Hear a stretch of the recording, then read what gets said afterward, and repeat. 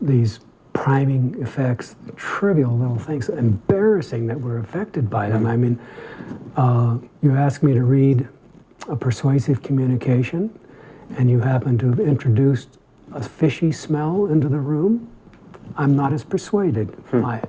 Something's fishy here.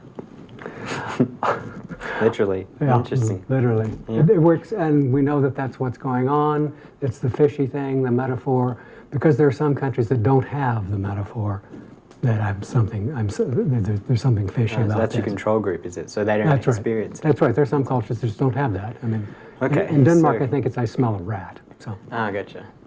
who knows what a rat smells like? I mean, I don't know if there's rat essence that you can spray into the air. So then what's the upshot? So you're saying, so a lot of it's unconscious. Yeah, a lot of, I mean, process, in terms of my definition, is all.